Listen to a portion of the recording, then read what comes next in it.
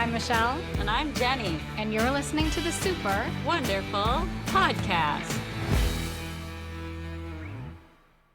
Hello, everybody. Welcome to the Super Wonderful Podcast. I'm Michelle. And I'm Jenny. And we're going to tell you a little bit about ourselves if you don't know us. So Michelle's Supergirl. I'm a writer. I'm a comedian. We used to do stand-up together. Obviously, Super Wonder. I'm a wife. I'm a mommy. And I'm a 40-plus-year-old lady. Wow, what about you? Who are you? That's a really good intro.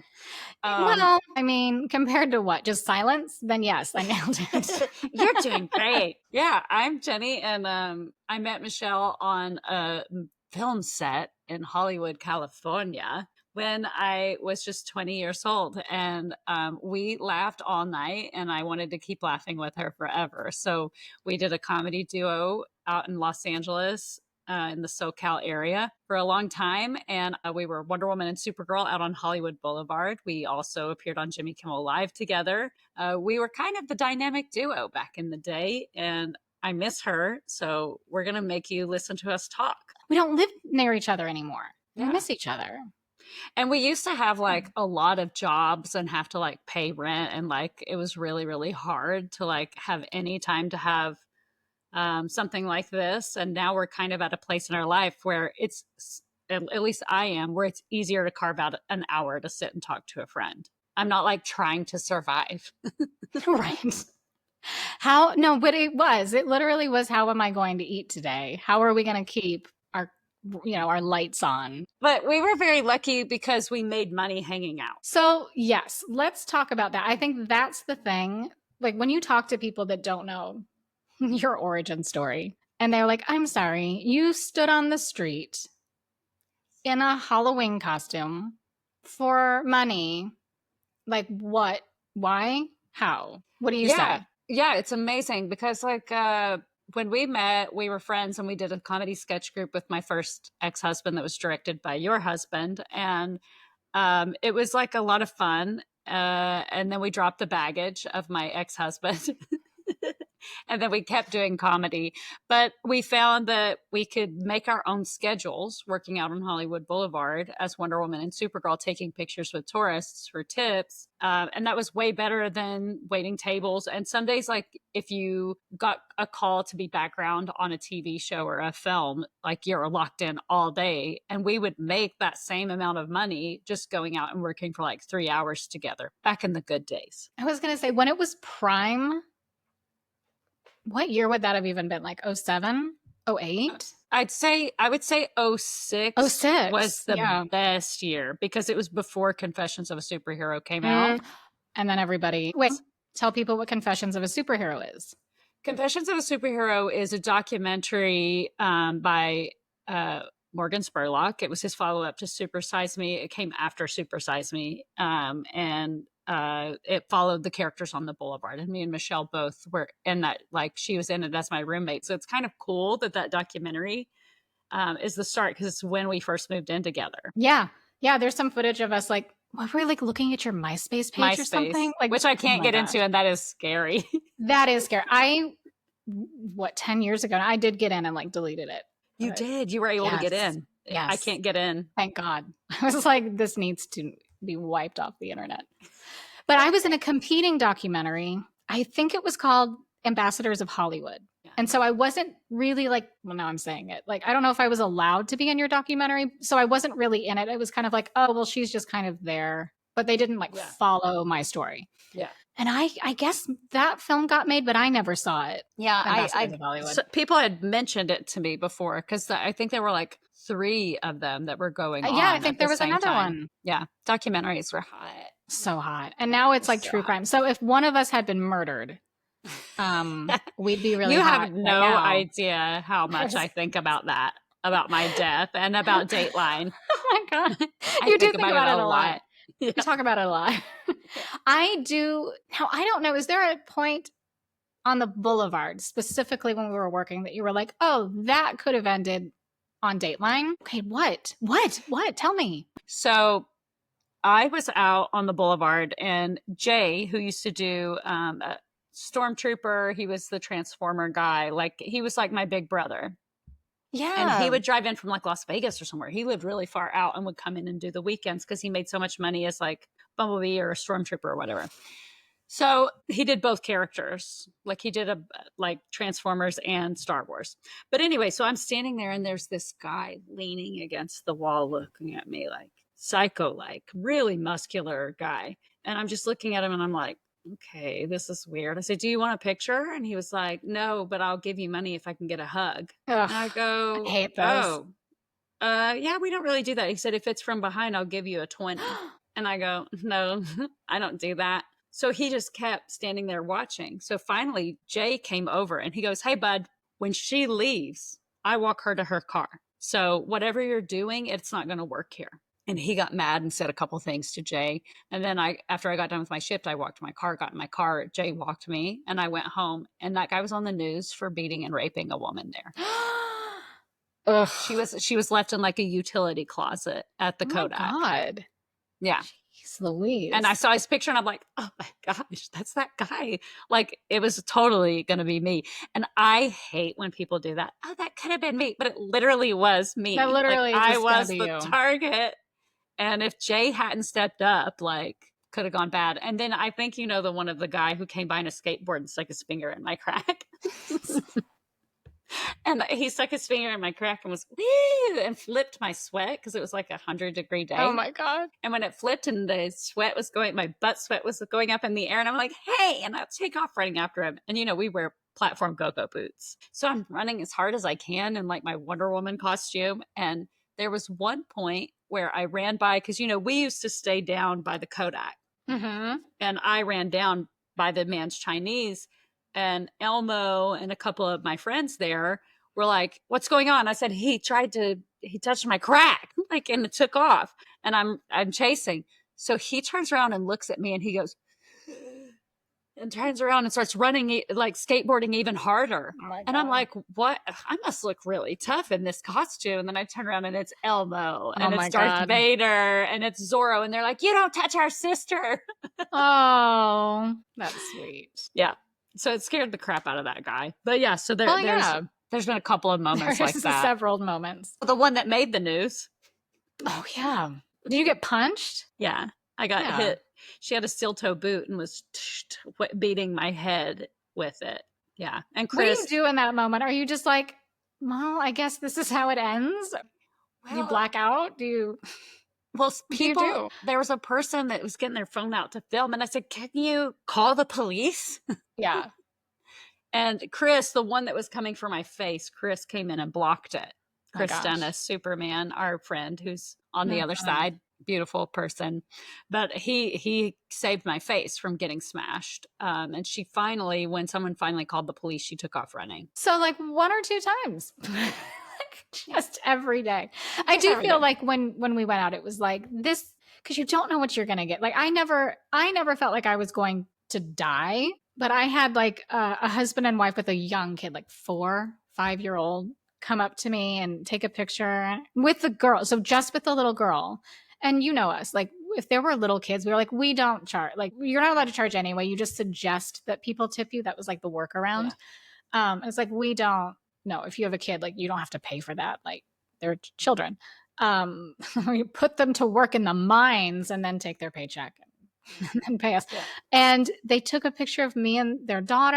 And I was like, okay, have a great day. And they were like, hey, do you come home with couples? I was like, really? After this sweet moment with your daughter who's 5, will I now come home and get naked with you? No, I will not. That's not part of this. That's not part of it. Yeah, but it's amazing how many people like just thought we were hookers. And it just made me think of the situations we were in. And it's like, people thought I was a prostitute so many times. Yeah. And the other one that I would get a lot is like, oh, and this was in your documentary. So you're like, you're panhandlers. Like, what are you offering? You're just basically standing on the side of the road, begging for a handout. And it's like, well, I took a long time putting this outfit on and like tucking all of my parts into it correctly, like and putting makeup on, and I'm providing a service, a memory for your child that you can crop her out later and stare at me. I was talking about this topic of like, we would because it was so gross. Like everybody's sweaty that's touching you. Yes. So the amount of body spray that I used and lotion before I went out, and the MAC makeup, because we did full MAC glam for our days out there. So people don't realize like that's expensive, especially like when you're poor. Every little ounce counts. Yeah. It sure does. Yeah. Oh my gosh. And then the skateboard thing. So there were rivalries on the Boulevard. Like if you were basically there were no other Wonder Woman. It was pretty much you. I think for a while there was one other one, but like later on, like during our prime time, it was really just you. Yeah. Chris was basically the only Superman until later. He had a couple of wars with a couple, like you should not come back out. You scared him off pretty quickly. Yeah, he would handle that. Yeah. You should pick a different costume. And like even Batman was like, that was pretty much him. I don't feel like we had a ton of Batman. Yeah, Max. Later Alex started coming out, but that's when Max had kind of started going more to Vegas to do the Vegas thing. Yeah. So I was not the original Supergirl. You brought me out. There was another Supergirl who was there before me, and she was... Oh, yeah. So there were two. Joelle was there. Loved Joelle. She was so sweet and was like not competitive at all. She was like, very welcoming. Hang out together and we'll all take pictures together. Like a win's a win for everybody. Yeah. Do you know who I miss? Leslie. Catwoman. Oh, I know. I wonder how she's doing. I follow her YouTube. Do you? Is she still making videos? She does paparazzi for Dancing with the Stars. My gosh. I knew she was doing I know paparazzi. She doesn't like paparazzi. So celebrity photography. Sorry. Yes. Sorry, Kat. Cattails TV. Yes. Oh my gosh, I have to look it up. And that's something I was so glad we were on the same team as her. She was amazing. Yeah. She was like, she would tell me things like she would put a ton of like sparkly gel, like glitter on her chest. And I was like, oh, I love the way you sparkle. She's like, thanks. It reminds men of cum. And then I make more money. Yes. A pastor's daughter who just came out to LA, like, oh, that sounds like a lovely business model. Oh. I will not be repeating that. I hope that works really well for you. I'll let you take that one. Yeah, she's great. But she was kind of like the voice with us, like, because we let people take advantage of us all the time. Okay, yeah, we'll take free pictures all day. Because the way that we said is it all works itself out. Because we would take like 3 free pictures and then someone would give us a 20. Yes. And it worked out. Yeah. And then we weren't, but Kat didn't let people get away with shit. She'd have her fan. That's what I was going to say. Her fan. Yeah. She was great. Like she was kind of like the godmother of everybody. She was very mafiosa, like in charge. Now, to this day, it's weird that it would even happen in the middle of the Midwest where I am. But like the other day I was out with my daughter and my husband, and we were like at the aquarium, and there was this guy who was a tourist, and the way he held his camera up, I could tell he was like taking a video or a picture of my family as we were walking. And I don't know if it was like, oh, here's like a day in the life of these people, or what if he was like live streaming or whatever. But I'm so trained, I don't know if you are too, to see like if a camera goes up, like it's like I can tell, and I'm able to like shield my daughter or myself or whatever needs to happen to like get away from that. I think it's so ingrained in me still from that. Like, no, what if I went up to him and I was like $10? Yeah.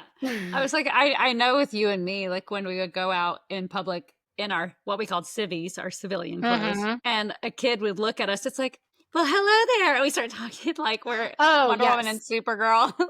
It's hard to turn that off when it's your mode, and there are parts of it that are hard to ever shake. Yeah, like that. Like I'm very aware of cameras now. Like their candid photos of me are pretty rare because I see a camera go up and go like this. Nope. I do the opposite. I see a camera and like my posture gets better instantly. I like hide have really bad posture. I'm like an old lady, so it's like, oh, a camera. Yeah, it's really strange because you and I have talked about this a lot, but I got diagnosed with autism. And since I got diagnosed with autism, I've become more aware that I'm not supposed to be on camera and aware that people are observing me. Wait, what do you mean you're aware you're not supposed to be on camera? Like when I'm being observed, it makes me very uncomfortable. Like this kind of setting has been fun. I was like, have I ruined your life? No. this I'm just talking to you, so I'm not having the feeling of being observed. But now the feeling of being observed is really difficult for me out of nowhere. Like after I've been performing my whole life, I booked that play. I did my first theater, and I almost had a nervous breakdown because it was my first time performing since getting diagnosed, and I was just kind of like, wait, everybody's going to be staring at me.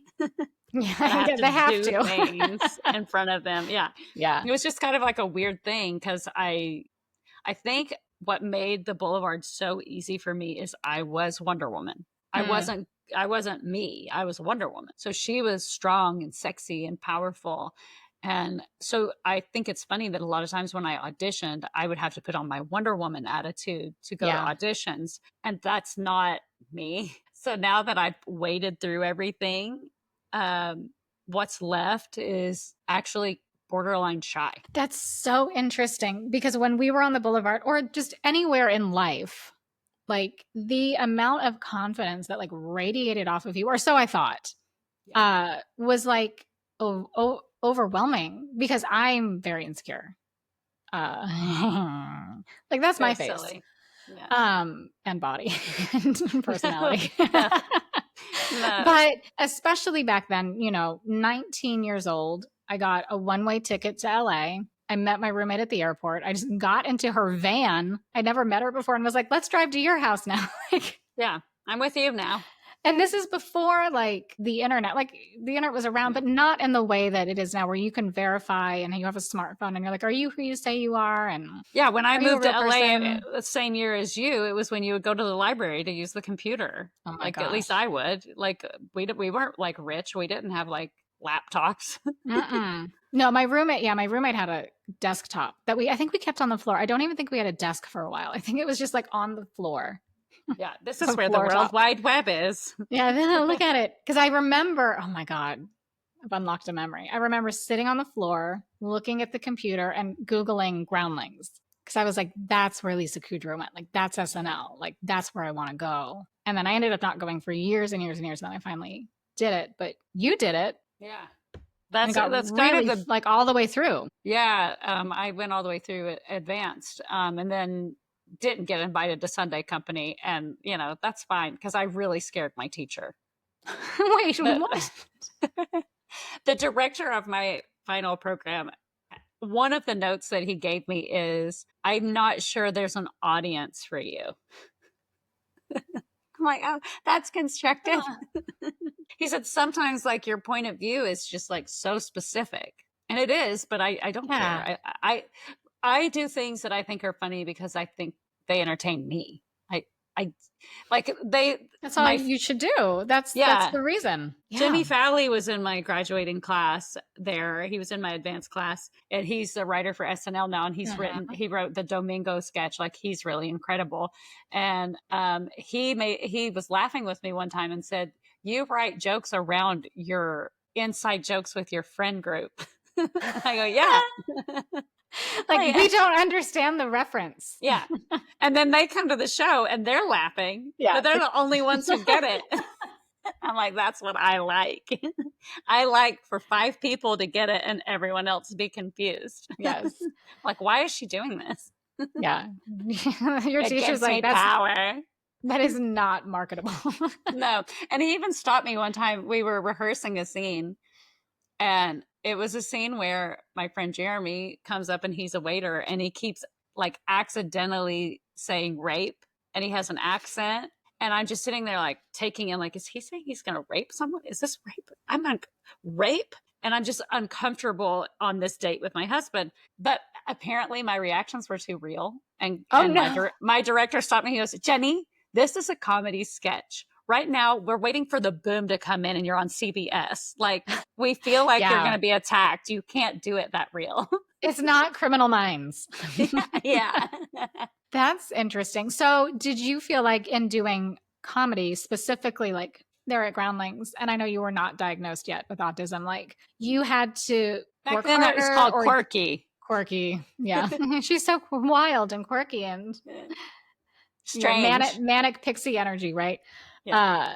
Did you feel like you had to work a little bit harder or like have a workaround or something in order to get sketches approved or like wrap your head around comedy the same way that other people did? Yeah, almost nothing I did got approved. Almost nothing. And then I would think about what they wanted me to do. And I would write one sketch that I felt like they wanted me to do, and that's the one they would pick. But when you were writing it, you were like, I don't resonate with this. Like, I don't get this, but I bet. But I can tell that's what they want. I can mimic the other things I've seen that have gotten up, and I can recreate that for them. Yeah. I'm like, oh, they want me to be sad nerd girl and be weird. And I wanted to be scary person, having a freak out in front of everybody. I wrote one sketch that I, to this day, wish I could have done on stage, but it's where a woman accidentally wins the Boston Marathon because she was being chased by a dog.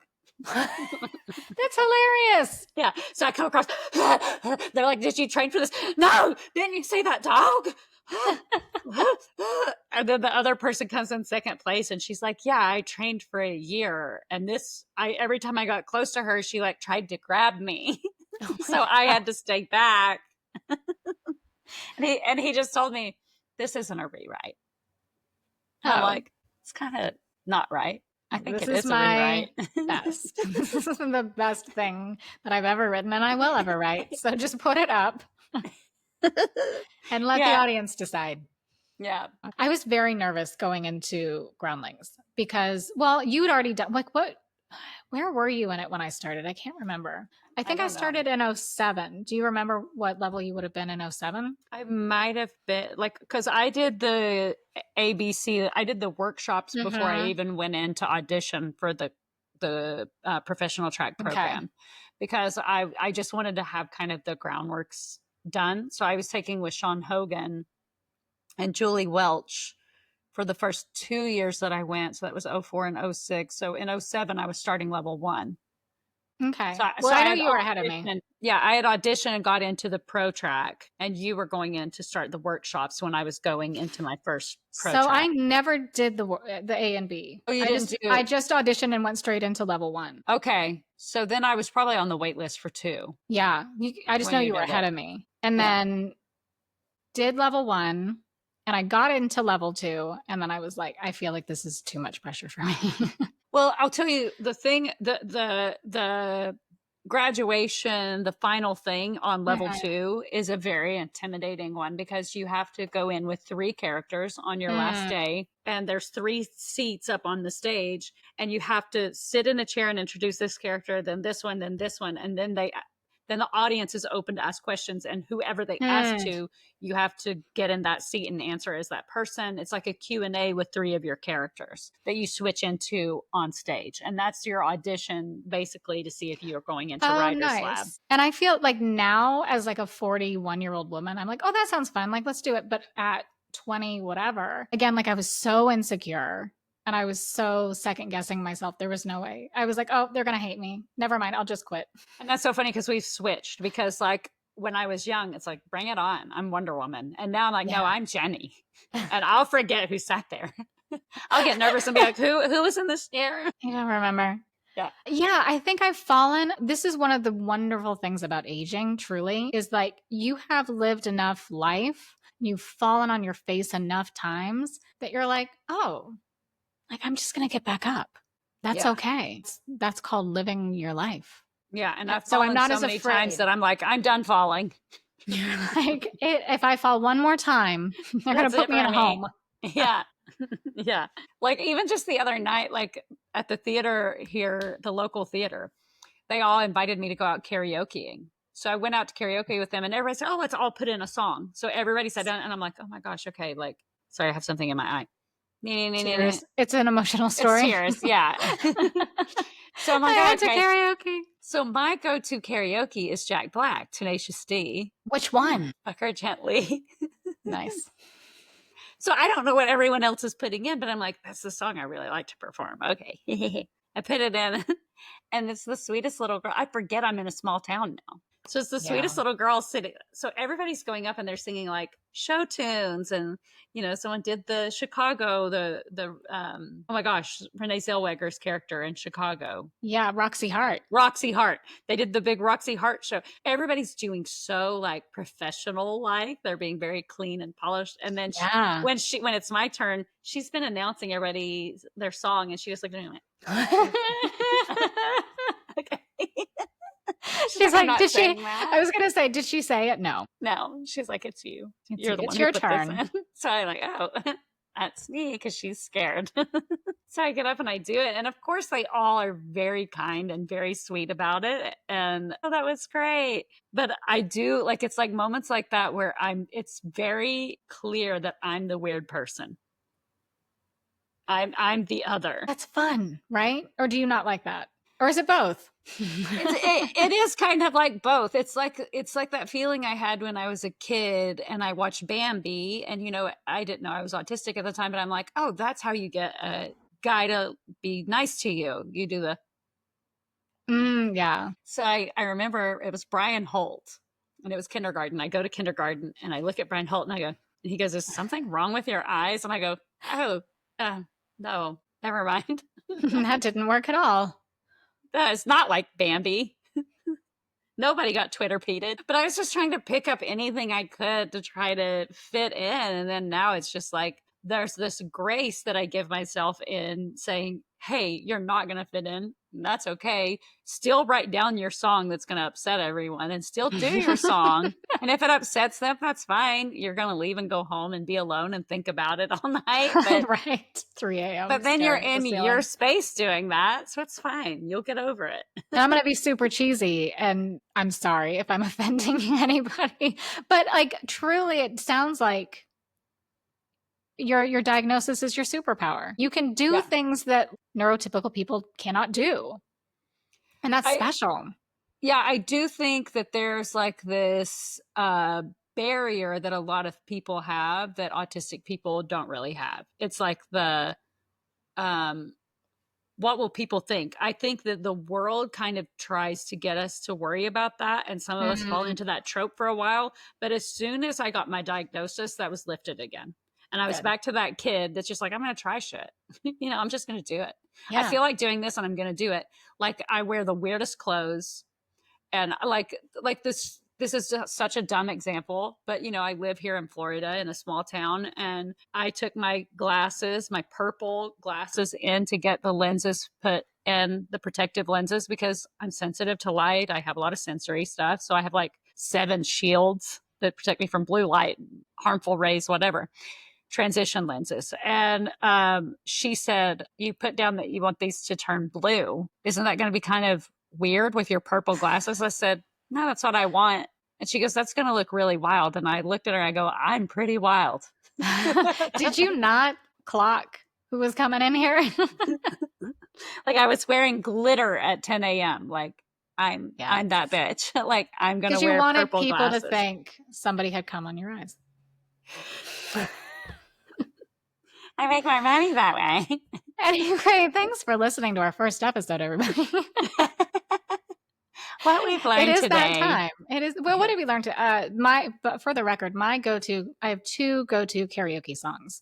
Yeah. One is Jolene by Dolly Parton, and the other one is Celine Dion's "My Heart Will Go On," but I don't sing it for real. I do it as a joke. Like, I do at my wedding. I did it at everybody's wedding. Somebody gives me a microphone. Thank you. It's like, I am Celine Dion and I am the best singer in the world. Like, kind of like Anna Gasteyer back in the day with SNL. And I think her husband had recently passed away. It was like, Renee, you are in heaven, but I am an angel listening and singing for you. And then it would be like, every night, and go into it. And then snatches of French. And people are like, this is too long of a song for this to be a bit you've decided to commit to.